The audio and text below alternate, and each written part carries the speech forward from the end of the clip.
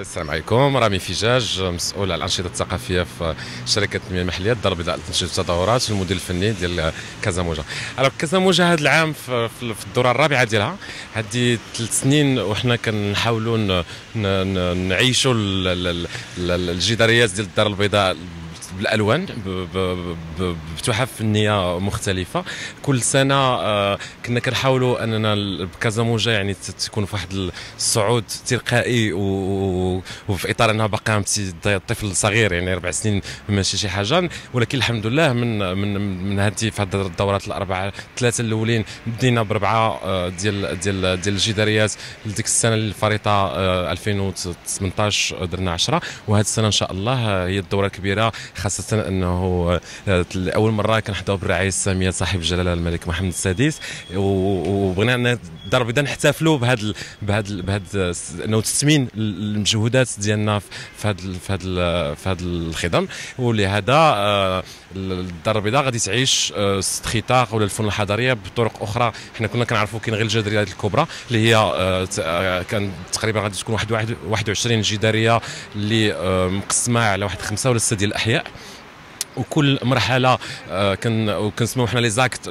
كل فصل من فصول كازاموجا غادي يكون عنده تيمه. يعني الفصل الاول درناه في المعارف، عنده علاقه مع الرسوم المتحركه ديال الثمانينات والتسعينات.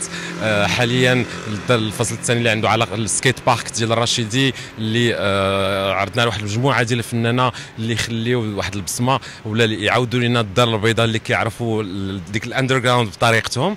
هنا في رومبون الماس تقاطع غاندي ويعقوب منصور عندنا 7 ديال الفنانه افارقه اللي كيحضر لنا الشرف انهم لاول مره كيجيو كيشتغلوا معنا من جزر القمر، من السنغال، من غانا، من مصر، تونس، الجزائر، وعندنا اوسي لا كوت ديفوار غادي يكونوا. والتيمه ديالنا عاوتاني هنا في الماس هي الوجوه، ان كل واحد يجيب الوجه من الوجوه الافريقيه، من دارهم، من دربهم، من ثقافته، ويخليها لنا في الدار البيضاء. وفي نفس الوقت غادي نمشيو واحد المجموعه ديال الاحياء لدرب سلطان، لسباته، غنكونوا في السلميه، غنكونوا اوسي في لا بروموناد ماريتيم اللي حدا مسجد الحسن الثاني.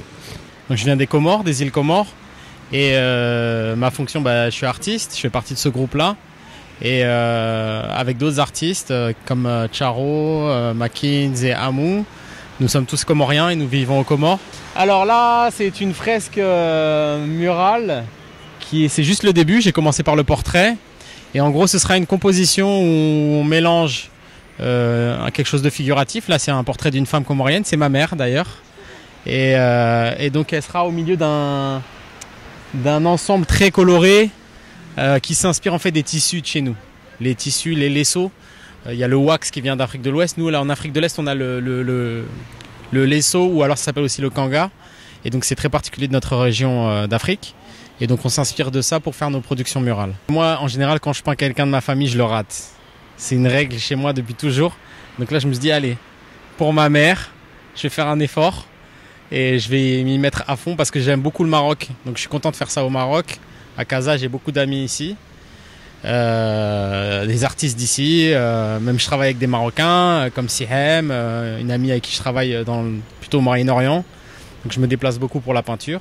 Et donc pourquoi ma mère, pourquoi pas ma mère, pourquoi quelqu'un d'autre? Finalement c'est ça la question. قبل ما تخرجوا ما تنساوش ابونا في لاشين يوتيوب.